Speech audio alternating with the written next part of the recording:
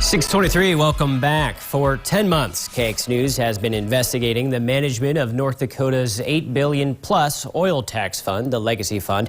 Last month, we held a town hall discussion going over the various phases of our investigation.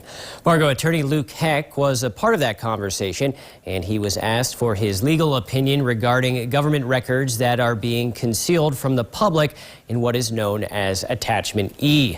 As I report, Heck was not satisfied with the government's response and previously filed a formal request for Attachment E to be made public under the state's open record laws.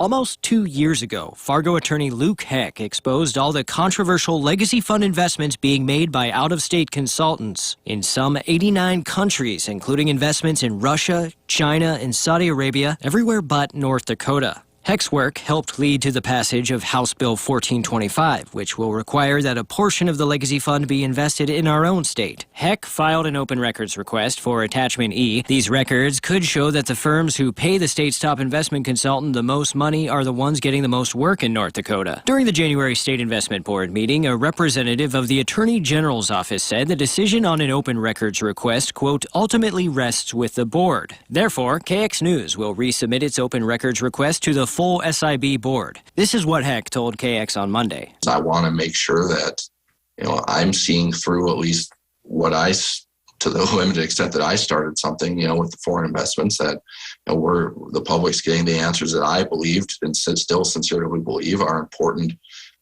issues for our state moving forward. KX News made an open records request to Lieutenant Governor Brent Sanford as chairman of the State Investment Board, but we were denied because Sanford said that the SIB and Chief Financial Advisor Callan were contractually obligated to keep Attachment E confidential. Here's Heck from last month's town hall. The state and the State Investment Board cannot unilaterally with a private third party contract around open records requests and open records laws.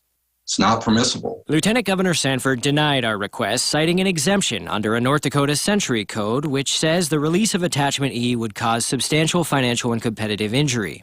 The statute itself has two prongs to where it could be a financial or competitive injury to the entity, which would in this particular case be Callan. So there's one, whether or not the language is substantial competitive injury, whether it be financial or other type of documentation to Callan, which no one's heard anyone articulate how or why or whether that would actually be the case. The other prong is the protection of public entity, or the public entity, which here would be the State Investment Board, as to whether or not there would be any issues with them being able to procure further work or not if it was disclosed. And I don't see how that would harm the State Investment Board. If an open records request is successful, it would help us better understand how the State Investment Board is managing our tax dollars in the Legacy Fund, and as our investigation has asked from the beginning, who's in control? Fargo attorney Luke Heck withdrew his request to allow for the request we filed back in November to be considered first. We've reached out to Callan for comment regarding our questions. They responded with letters, but requested KX News keep all content confidential.